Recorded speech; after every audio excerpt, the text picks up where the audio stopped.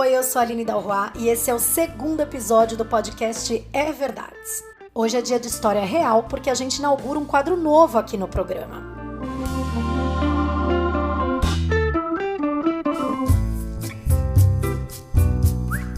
Chegou a hora do quadro A Verdade que Mudou Minha Vida. Nesse quadro eu vou trazer histórias de pessoas que descobriram uma verdade e nunca mais foram as mesmas.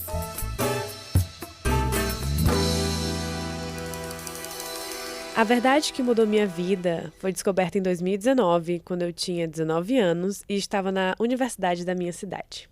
Foi quando eu sofri um golpe que me tirou do ar por 6 meses. Essa é a Bianca. Bom, na verdade ela não se chama assim, mas é que a gente preferiu dar esse nome fictício para ela e para os outros personagens dessa história, porque mesmo depois de um tantão de tempo, ela ainda tem medo de que alguma coisa ruim possa acontecer com ela. Então, essa é a história que começa com a amizade da Bianca com a Marcela. Eu conheci ela no meu curso, eu era um semestre acima, e a gente se conheceu porque eu tive um rolo com um amigo dela. Aí, tipo assim, sabe aqueles negócios de paixão adolescente, sabe? Que dura 15 dias e depois acaba? E aí, quando acabou, o menino foi embora, mas ela ficou. A gente criou um laço, assim, de amizade, uma afinidade, né? E a gente não tinha um nível de amizade muito profunda. A gente se divertia muito juntas, ela era uma pessoa super legal. E com o tempo, ela começou a sempre estar presente no meu dia a dia. A gente começou a virar mais amigas, ela começou a dormir na minha casa, né? Tipo assim, todo dia a gente tava junto, amizade mesmo. E aí, a gente tinha uma amizade tranquila. Até que mudou. As coisas começaram a mudar devagar, tão devagar, que a Bianca não percebeu. Um dia a gente estava conversando tranquilo e ela postou uma foto minha numa rede social dela. E ela só comentou assim: um amigo meu falou que tu era bonita e tal. E eu solteira, né? Falei assim: nossa, quem é o seu amigo? E ela não falou: não, é um amigo meu e tal. E aí minha vida continuou normal, só que toda vez esse menino ia aparecendo cada vez mais, entendeu? Tipo assim, ele interagiu, ela conversava sobre ele, era um grande amigo e que tinha histórias incríveis, que era uma pessoa maravilhosa, assim. Nossa, ele dava todos os checks na minha lista. E eu, assim, meu Deus, um príncipe encantado, né? Amigo de uma amiga minha, ele não era da minha cidade, ele era de outra cidade. Então, assim, eu não conhecia, né? Com o tempo, ela foi mais que introduzindo ele, mostrando fotos e tal. E até um dia que ela tinha tinha botado a conta dela de uma rede social no meu celular pra usar. E esse cara ficava mandando mensagem pra ela. E eu via, porque chegava no meu celular. Ai, gente, colocar a rede social da amiga no nosso celular pode parecer um pouquinho estranho, falta de privacidade. Nossa, que intimidade é essa? Mas vamos dar um desconto? Adolescente tem cada ideia, né? Ali naquele contexto, tudo pareceu super natural para as duas. A gente era muito amiga, então a gente fazia várias coisas juntas, ela postava e não sei o quê.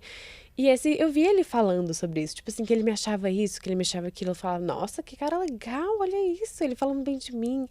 E até o momento que ela meio que criou uma conversa, assim, tipo assim, tava falando com ele e me introduziu na conversa, tipo assim, ele quer falar contigo. Sabe aquela amiga assim, toma, fala com ele. E eu respondi, super conversei tranquilo com a pessoa. E aí essa conversa começou a durar muito mais tempo. Eu passei a madrugada conversando com ele. Enquanto a Bianca estava no maior tititi com o moço, a Marcela estava ali do lado, dando corda para essa aproximação acontecer.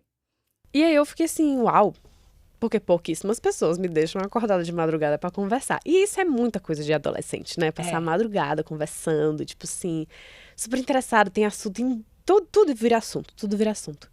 E aí foi meio que criando uma constância da gente sempre conversar pela essa rede social da minha amiga no meu celular. Conversa vai, conversa vem. A Bianca começou a ficar toda apaixonadinha pelo Léo, já que ele cumpria todos os requisitos que ela procurava. Ele era gente boa, divertido, inteligente, fazia uma ótima faculdade, era só um ano mais velho do que ela e, além de tudo, os papos eram sempre muito bons. A Bianca e o Léo curtiam as mesmas coisas. Difícil não se apaixonar. Eu vi fotos dele. Ele era, tipo assim, tudo que eu gostava num cara. Ele era alto, ele era forte, ele tinha um cabelo da cor específica que eu gostava. Tipo assim, era muito específico tudo, entendeu? Muito específico. Relações com a família, as fotos que tinham, que ele gostava de fazer, os rolês dele, eram super compatíveis, sabe? Eu nunca fui de namorar. Eu não sou de tipo assim, vou numa festa e fico com várias pessoas, ou era de ficar com muitas pessoas. Eu sempre fui muito seletiva. Então, tinha checks específicos que uma pessoa tinha que passar no meu, Crivo, né, né? no meu crivo, pra, tipo assim, essa pessoa é interessante, vou. E eu acho que eu me apaixono muito fácil pela personalidade da pessoa, sobre, tipo assim, o que é que ela faz, o que é que ela quer da vida dela, quais são os sonhos dela, o que é que ela faz pra alcançar isso. Isso me chama muito mais. E aí, quando chegou um cara, assim, que tudo era alinhado, sabe? Era perfeito. O universo me abençoou. Meu Deus, tirei na loteria, ganhei aqui o homem da minha vida. Ah, mas se tem uma coisa que faz a gente agarrar amor numa pessoa, é uma história triste, né, não? Pois até isso o pobre do Léo tinha. O pai dele faleceu em um acidente de carro e ele era muito novo. Nossa, era tudo, toda a história dele era muito melancólica e como ele conseguiu se Superar. superar tudo isso e ser quem ele é e ser essa figura assim de muito proativo, muito provedor e tudo. E eu ficava assim, uau, tipo, uma pessoa super independente que corre atrás do dela. Isso me interessava muito. Só que eu nunca cheguei a vê-lo, que passou pra conversar na minha conta. Então eu não tinha mais a conta dela. Só que a conta dela ainda ficava no meu celular. Eu só não falava por lá. Porque eu falei, não faz sentido. Tipo assim, fala comigo pela minha. Só que em nenhum momento a gente se seguiu. O que é muito bizarro. O que é bizarro, e eu falando hoje em dia, é muito tipo, como assim? Vocês não se seguiam, é uma coisa muito básica. Mas a verdade que eu tava vivendo naquele momento era que isso fazia sentido. Lembro exatamente que eu sentia uma certa intimidação de poder clicar no botão e seguir. E poder ter acesso a, tipo, fotos ou a Porque conta a dele. conta dele era fechada, vamos dizer assim. Era uma conta fechada. O tempo foi passando e eu fui ficando muito envolvida nessa história. E aí foi quando começou começava a erguer umas bandeirinhas vermelhas para as pessoas que estavam ao meu redor. Porque essa pessoa não existe.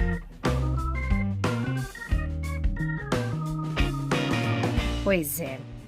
A Bianca caiu num golpe chamado catfish, que é uma gíria para quando alguém se faz passar por uma outra pessoa para aplicar algum tipo de golpe na internet ou nas redes sociais. Aqui no Brasil, essa prática também recebe o nome de estelionato emocional. Eu gosto de chamar de filha da putagem mesmo. Você chegou a falar com ele por áudio, por call? Tinha uma voz masculina falando com você em determinado momento? Então, a gente se falava por uma rede social onde não tinha isso. Tá. Não tinha como mandar áudio, não Você tinha o celular ligação. dele pra falar pro WhatsApp? Não. Então, não, eu falava com ele só por mensagem. Tá. Né? E não necessariamente, isso é um ponto muito estranho também, porque quando você descobre assim depois e você para analisar, você consegue perceber, tipo, nossa, mas isso é tão ridículo. Como eu não percebi isso? E todos os meios que ele usou para conversar comigo, porque foram mais de um aplicativo, não precisavam de um número, precisavam só de um e-mail. Ou nada, ou só uma conta, ou um cadastro. Isso chegou a me incomodar uma época, porque eu apaixonada, a gente se falava todo dia. Eu super apaixonada, querendo, tipo assim, conhecer mais o cara e afins. Eu falei, nossa, deixa eu te ligar, tipo, vamos se falar, não sei o quê. E sempre tinha uma desculpa que hoje em dia eu acredito que seja absurda. Tipo assim, ele falava que, não, meu chip tá com problema, eu só tenho internet, eu não tenho rede. Oi? Não, ridículas coisas, ridículas. Ou tipo, não tô com problema no chip, não consigo resolver, vou no trabalho depois, vou pegar um chip e vai dar certo e não sei o quê. E eu sempre, tipo assim, sempre eram me dadas promessas e ao mesmo tempo virava contra mim. Tipo assim, por que você quer me ligar? Você não acredita?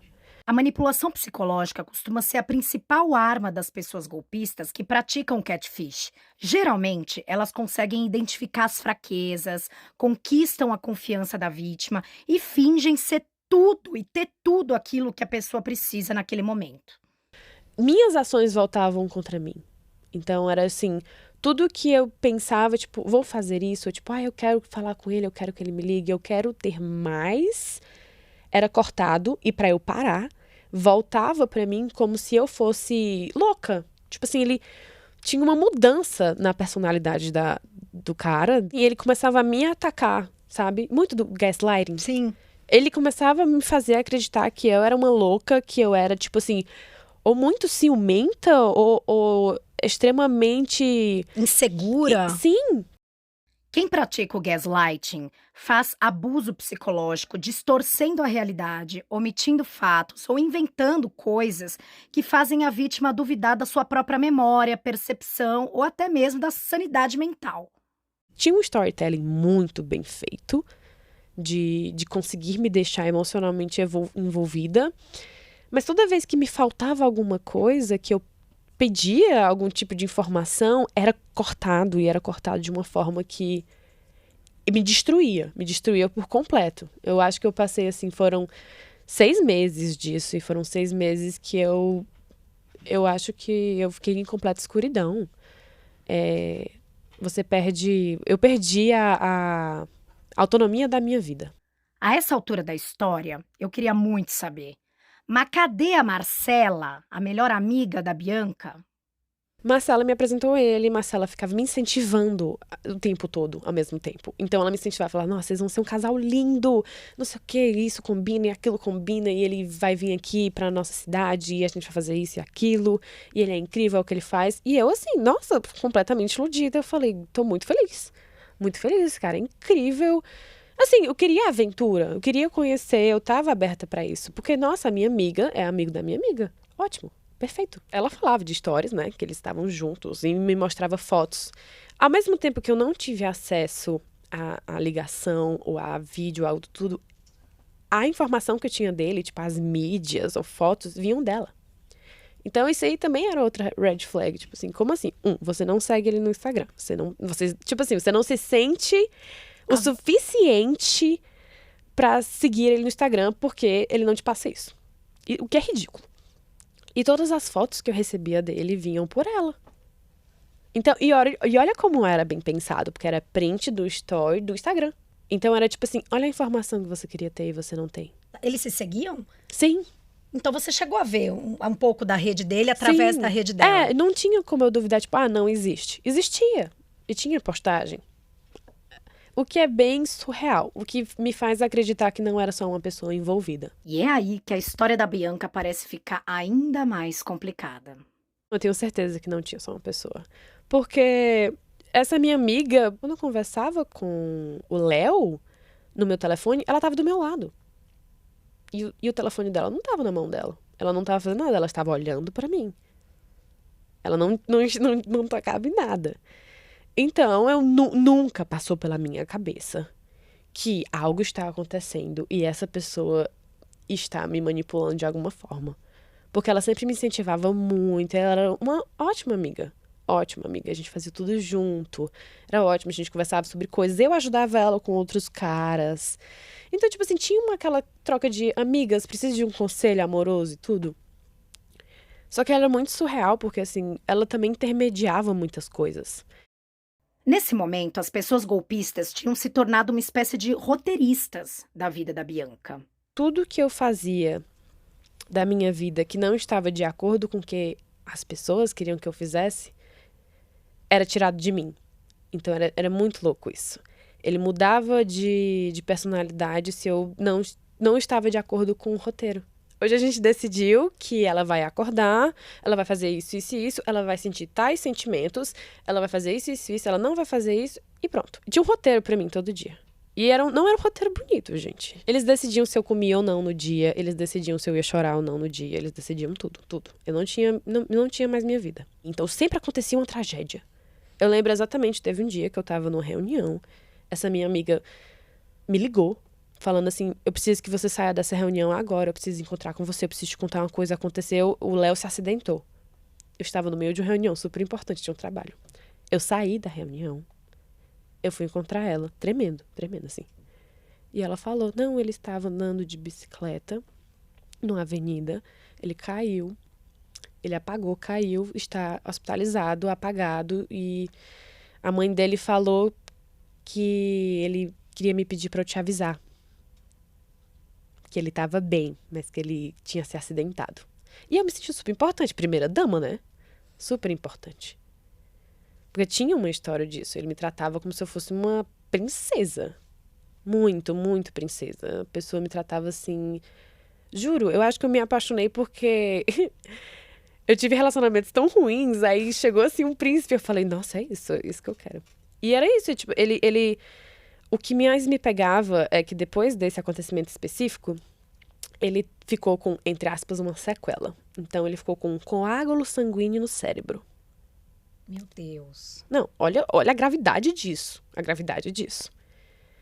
E aí, enquanto a gente conversava, às vezes ele parava de me responder e eu ficava, Vale, o que aconteceu? Aí ele depois me mandava mensagem, não, eu desmaiei, tomando banho. E eu em outra cidade, né? Eram estados diferentes, né? Relacionamento à distância. Web relacionamento à distância. Eu ficava louca, eu ficava super preocupada. Ele morava sozinho e tudo, e eu ficava assim, meu Deus, você tem que... Eu me preocupava muito, eu cobrava ele, tipo assim, faz os seus exames, se cuida, algo do tipo. Então eu sempre estava muito preocupada, porque a qualquer momento aquilo que era mais precioso para mim ia ser tirado de mim de novo. A minha vida deu um 360 nesses 6 meses. Eu fui de top aluna da minha universidade para reprovar por falta, porque eu não conseguia levantar da cama para ir para a faculdade. Passava muito tempo no celular. E aí até uns professores ficavam me chamando assim, dedinhos, dedinhos, porque eu passava o dia todo. E meus pais, assim, tava muito tranquila, eu sempre fui muito na minha, né? Aquela questão de adolescente sofria calada, era muito orgulhosa também. E foi meus amigos que começaram a perceber. Meus amigos e meus professores, o que é até mais surreal. Que eu tive uma mudança, assim, de personalidade, de vida, de tudo, muito rápida. Então eu fui de ser muito presente, muito up, muito falante, muito... E aí, galera, não sei o quê. Pra, tipo, eu não falava nada. Eu ficava chorando nos cantos. Desse jeito. Nossa, desolada, assim. Desolada. E não era porque algo específico estava acontecendo. Era a construção de algo já. Eu estava completamente dependente, emocionalmente, psicologicamente, fisicamente, acho que tudo, de algo que não existia. Foram os amigos da Bianca que começaram a tirar ela do fundo do poço. Eles viram que ela não estava bem, que essa história não tinha pé nem cabeça, estava tudo muito estranho e procuraram a família dela. E aí, um dia, meus pais chegaram, muito preocupados, porque eu tava defiando na frente de todo mundo, tava muito mal. Tipo assim, eu tinha parado de ir pra faculdade, eu não tava mais trabalhando, e eu sempre trabalhei, e não tava mais trabalhando. E eu passava só o dia todo chorando, e com dor no estômago. E meus pais chegaram, e eles falaram assim, me dá só um pedaço de informação, só um pedaço de informação pra gente ver se essa pessoa existe. E eles falavam assim, abertamente. E eu assim, gente, vocês estão ficando doido, como assim? Cega, completamente cega. E aí eu dei uma placa de um carro. Essa pessoa, ela era de outro estado. E aí ela tinha família na minha cidade. Então, vez ou outra, ele já tinha ido visitar a minha cidade. Então era lindo, porque, nossa, a gente vai se encontrar, a gente vai viver esse romance, finalmente vai ser concretizado, né? E aí toda vez que ele, entre aspas, ia para essa cidade, ele inventava alguma coisa, alguma desculpa ou alguma coisa que era jogada contra mim, que a gente meio que brigava e aí a gente não podia se encontrar. Aconteceu umas 2 vezes isso. E na última vez que aconteceu, eu estava com essa minha amiga numa casa de praia que eu tenho. E para você entrar na casa de praia, precisa da placa do carro, se você for de carro. E aí eu acho que foi a primeira falha deles na história, sabe? Porque eles me mandaram uma placa de carro qualquer. Porque como ele não ia, porque ele não existe, nunca ia chegar carro nenhum. Então isso ia passar batido. Eles não estavam esperando que meus pais iam fuçar.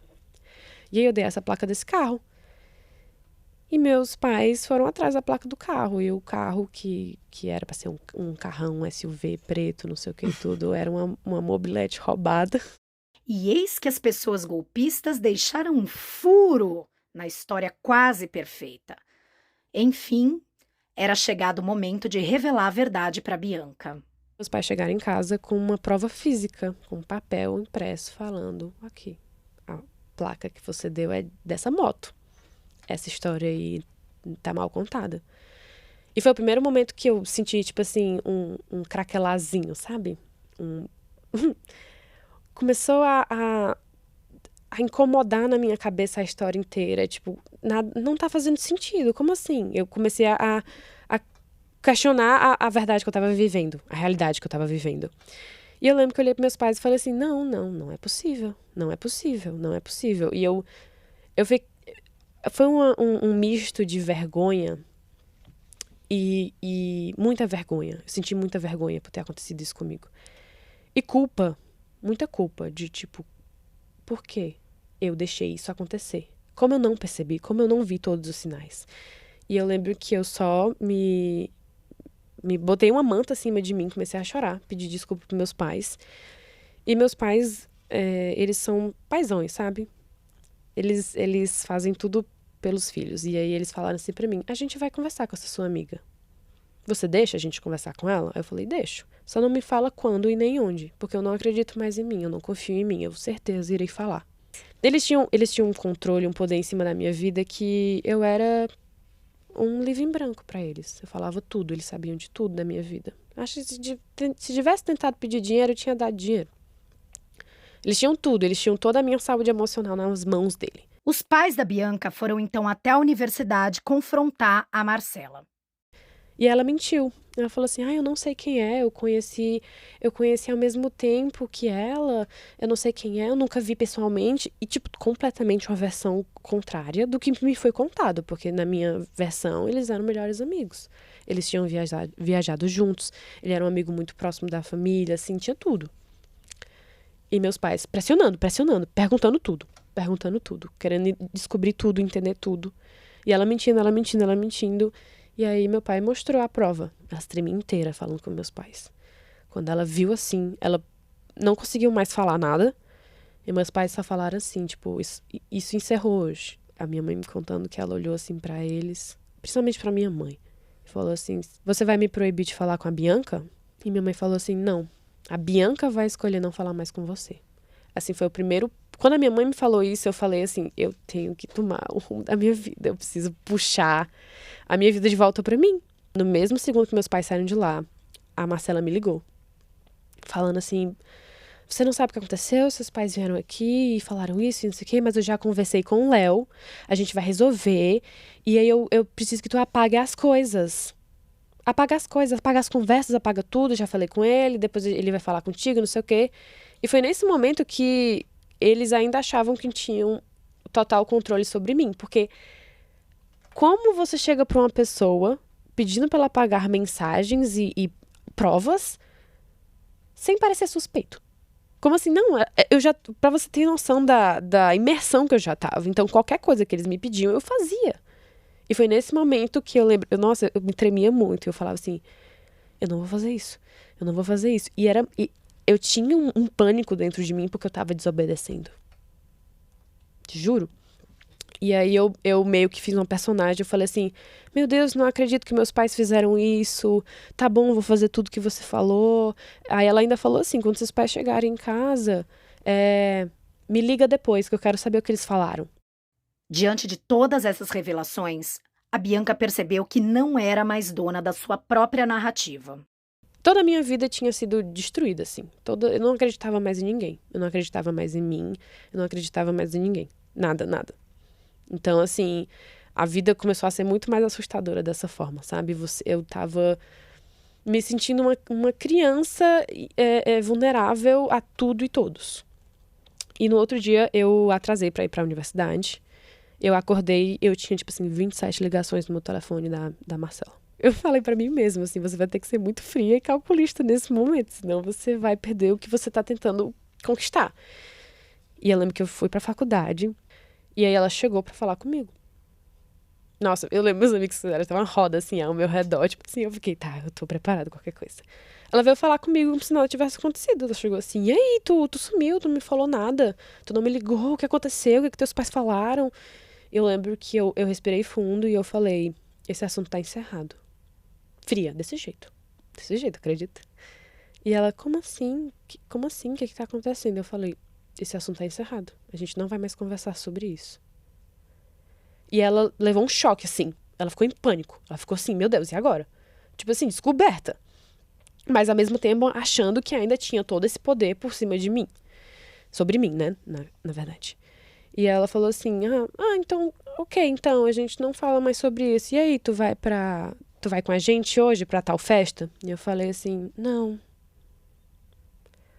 E ela viu que eu tava estranha. Ela perguntou assim, é sério que tu não quer conversar? Eu falei, esse assunto está encerrado, Marcela. A gente não vai mais falar sobre isso. E aí ela meio que, não sei se ela foi a amadora da parte dela, quebrou o personagem. Ela gaguejou e ela falou assim, vou envolver a universidade? E nesse momento foi tipo assim, um estralo pra mim. Eu falei, meu Deus, eu tô lascada. Eu tô num buraco muito mais fundo do que eu achava que eu tava. Porque, tipo assim, envolver a universidade era algo muito grande. E eu lembro que eu me tremi por dentro e a única coisa que eu pensei em falar foi, tipo, se a minha segurança estiver em jogo, sim, vou envolver a universidade. Acho que foi a forma de me proteger. Foi preciso um longo processo de acompanhamento psicológico para que a Bianca pudesse se reconhecer e retomar a confiança em si mesma. No Brasil, ainda não existe uma lei que tipifica o catfishing como crime, mas dependendo do caso, essa prática pode se enquadrar em crimes como estelionato, falsidade ideológica, extorsão. Só que mesmo sabendo que ela poderia buscar a justiça, a Bianca preferiu não denunciar a Marcela. Tava com muita vergonha e tentando ainda aceitar que eu tinha passado por isso e que a culpa não era minha e que eu não era falha e que eu não era estúpida e que realmente eu fui vítima de uma manipulação e de um conjunto de pessoas e eu não tinha como fugir, realmente foi... A vida jogou isso pra mim, né? É muito difícil você passar por isso e você, depois que passar por isso, você sobreviver a isso, eu acho, porque eu não sei qual seria o fim disso. A gente não sabe, tipo assim, a minha família, os meus terapeutas, a gente conversa que, tipo, qual era o objetivo dessas pessoas? Por que você quer tomar o controle da vida de uma pessoa? Qual é o ponto que eles queriam chegar? E assim, depois de algumas conversas, tem pessoas, gangues, assim, né, que se juntam e fazem isso só pra pessoa tirar a vida. O objetivo deles é, eu não sei, acho que chegar a me deixar no fundo do poço a um ponto que eu ia tirar minha vida. E pronto, ia acabar, não ia ter mais o que ia atrás, né? Porque era tudo dentro da minha cabeça. Então a única coisa que eu decidi é que eu nunca mais ia falar com a Marcela. Tipo, literalmente eu apaguei ela da minha vida. Se ela vinha pra falar comigo hoje, aparecer na minha frente. Ela não existe, é um borrão, não existe pra mim. Mas ela ainda tava na mesma universidade que eu. Só meus amigos sabiam a verdade, a minha verdade. O que eu tinha passado. E aí ela começou a me perseguir dentro da universidade. Ela começou a botar as mesmas disciplinas que eu. Ela começou tinha eventos que aconteciam, pequenas movimentações dos estudantes, que tinha caixa de som. E ela botava músicas específicas que tinham significados específicos pra mim. Depois eu descobri que ela tinha um bloco de notas com todos os meus gostos anotados. Porque eu lembrei que a gente fez uma brincadeira quando eu ficava com um amigo dela sobre coisas que eu gostava em um cara. E ela anotou tudo. Tudo que eu gostava. Todos os meus interesses, as marcas que eu consumia. Tipo, tudo. Tipo. Uau! Que doideira! Bom, e depois de tanto tempo, que fim levou a Falciane da Marcela, pelo amor de Deus? Eles arquivaram esse personagem. Falhou, foi falho. Foi demitido o Não personagem. descobri quem são as outras pessoas. Não sei quem são. Assim, eu tenho palpites e isso me traz, assim, muita ansiedade ainda. Porque eu não sei, qualquer pessoa pode ser essa pessoa. Mas ela ficou, assim, com o CPF cadastrado na polícia. Sim, depois de tudo, depois que tudo desmoronou, que toda a verdade foi jogada assim, ela ainda teve a cara de pau de tentar falar comigo, de te pedir perdão, se reaproximar e algo do tipo, sem... Ela pedia perdão, mas ela não falava por que ela estava pedindo perdão, qual era o motivo, sabe? Ainda tentando, assim, o jogo de manipulação era muito, muito louco. E o fim que deu é que eu deixei isso passar. Deixei isso passar, assim, com as medidas preventivas tomadas, assim. Ela é acompanhada, né? A própria universidade tem uma célula, assim, que faz acompanhamento de pessoas que estão num quesito mais... Vamos prestar atenção nessa pessoa, que ela pode aprontar. E eu fui seguir minha vida, eu fui viver a minha vida que foi tirada de mim. Sim, acho que foram os 6 meses que eu paro e olho, assim, eu nunca mais quero viver isso e eu me deu mais vontade de viver também, sabe? E hoje em dia, Marcela não prosperou muito na vida. Eu acho que pessoas que tentam prosperar pelo sofrimento das outras não vão muito longe. A verdade que mudou a vida da Bianca levou a uma reflexão super profunda e fica aqui como um aprendizado para todo mundo. A verdade que eu tiro pra mim é que existem pessoas ruins no mundo. Existem pessoas ruins no mundo e você tem que estar preparado pra isso. A vida é assim. Eu lutei muito contra essa verdade, sabe? Porque eu não queria aceitar que eu teria que começar a analisar todas as pessoas que eu conheço. E meio que causou um trauma, porque eu fiquei muito mais vigilante das pessoas que se aproximavam de mim, mas também confiante pra meio que me preparar pra vida, sabendo que vai ter pessoas que vão querer te dar uma rasteira. Por inúmeros motivos ou por motivos nenhum. A sua vida é muito preciosa. Acho que a verdade, assim, mais importante que eu carrego, assim, sua vida é muito preciosa pra você dar nas mãos de qualquer pessoa. Essa foi a história da Bianca e esse foi o 2º episódio do podcast É Verdades. Se você tem uma verdade que mudou sua vida, conta pra mim no e-mail pauta@everdades.com.br. Sua história pode ser algo assim bem simples e curioso, claro, mas também pode ser uma verdade mais profunda como essa que a gente acabou de ouvir. Lembrando que o podcast É Verdades tem episódios inéditos na Rádio Mega Brasil Online e nos aplicativos de áudio. E se você quer encontrar mais verdades escondidas e curiosidades bem apuradas, segue a gente no perfil @Projeto É Verdades, tanto no Instagram quanto no TikTok. Esse episódio aqui contou com o apoio técnico de gravação da ESPM, a Escola Superior de Propaganda e Marketing, com captação do operador de áudio Everton Afonso. A direção criativa, a produção executiva, a produção de conteúdo, as entrevistas e a checagem das informações foram todas feitas por mim, assim como o roteiro do episódio. E a edição é de André Cury e Vitor Rocha. Hoje eu fico por aqui, mas eu espero você no próximo episódio. Um beijo e até lá!